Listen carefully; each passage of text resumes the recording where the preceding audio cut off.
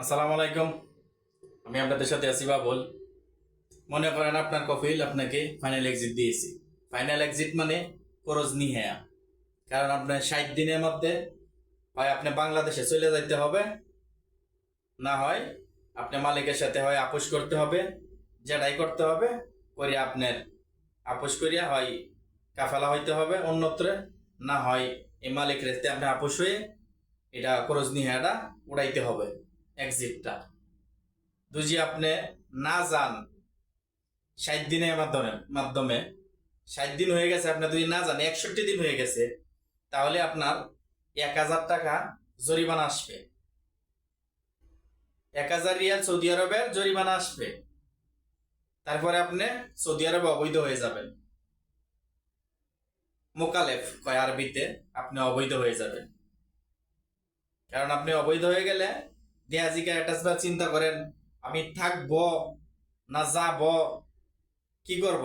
আপনি যদি তাহেন পরবর্তীতে যদি আপনি এক্সিটে বলে পরবর্তীতে কি যাইতে পারবো, আছে সিস্টেম কিবা যাইতে পারবেন, একটু কষ্ট হবে, যাইতে পারবেন।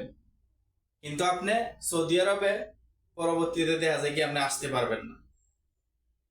কারণ আমি মনে করি যাদেরকে এক্সিট দিয়ে দেয় তারা দেশে চলে যাওয়াটাই ভালো 60 দিনের ভিতরে। কারণ তাহলে আপনি আবার নতুন করে আসতে পারবেন। কারণ যারা আপনারা সৌদি আরবে আছেন, দেখা যায় কি অনেক সময় অনেকজনের ভিসা কিনে অনেকজনের কাছ থেকে আপনারা আসছেন, মালিকের যে কোনো পারিবারিকের জন্য 10 মাস হয়ে যায়। কারণ এখনের যে সিস্টেমটা, দেখা যায় কি একটা মালিক 10 মাস হয়ে গেছে, আপনি হয়তো 10 মাস পরে ফায়দা চাইতেছে, আপনি ফায়দার টাকা দিতেছেন না, যে কোনো বিষয়ে একটা ঝগড়াঝাটি লাগলো আপনাকে এক্সিট দিয়ে দিতেছে। যার কাছ থেকে আপনারা ভিসা কিনবেন ভালো করে তার কাছে জানবেন, বুঝবেন, কারণ আমাকে এক্সিট দিয়ে দিবে নাকি। কারণ আপনি দেখা যায় কি যার মাধ্যমে আসছেন, যে আপনাকে যে সৌদি আরবে ভিসাটা কিনে দিছে, ঠিক আছে, হেও দেয়া যায় কি আপনি মনে করেন দেয়া যায় কি খবর নিছে না, পাইতে টাকা চাইছে, হয়তো টাকা লিয়ে আপনি টাকা দিছেন না, হয়তো সে এক্সিট দিয়ে দিছে আপনাকে। তবে কিছু টাকার জন্য আপনারা এরকম না করিয়া 200-500 টাকা হয়তো দিয়া ভালো থাকবার চেষ্টা করবেন কফিলের সাথে। কারণ আমি আপনাদের ভালোর জন্য বলতেছি। কারণ সৌদিরা মনে করি তাদের লাভ ছাড়াও তারা আড়ে না, ঠিক আছে। কারণ 10 মাস হয়ে যা এক দালালে আপনাকে আইনে দিছে, 10 মাস হয়ে গেছেন, সৌদি ফায়দা চাইতেছে 500 টাকা 300 টাকা হইতেছে, 300 টাকা মাসে, কিছু টাকা দিয়ে দিয়া আপনি চেষ্টা করবেন হয়তো অন্য জায়গায় কাফেল হয়ে যান, যে কোনোভাবে অন্যত্রে আপনি যাতে এক্সিট দেওয়ার আগে যাতে আপনি কাফেলাটা হয়ে যেতে পারেন, এই চেষ্টাটা আপনারা করবেন। কারণ না হয় আপনি সৌদি আরব অবৈধ।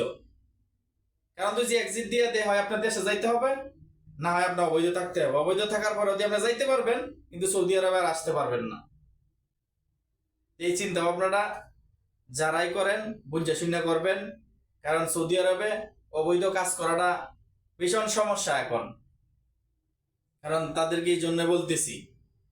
কারণ দেখা যায় কি অনেকটা সময় আমরা প্রবাসীরা, অনেক প্রবাসী পুরান প্রবাসীরাও আছে, দেখা যায় কি কথার কাটাকাটি লাগলো, তার সাথে একটু ঝগড়া লাগছে টাকা নিয়ে, যে কোনো বিষয় নিয়ে, বুঝি মনে করেন দেখা যায় কি আপনি টাকাটা না দেন, আপনাকে এক্সিট দিয়ে দিছে।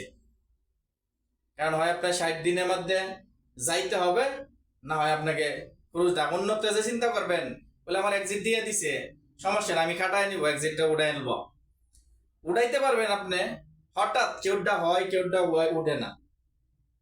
কারণ আপনারটা উঠতেও পারে অস্তার মাধ্যমে, আর আপনি বৈধভাবে যে অন্যত্রে উঠায় নিবেন অসম্ভব।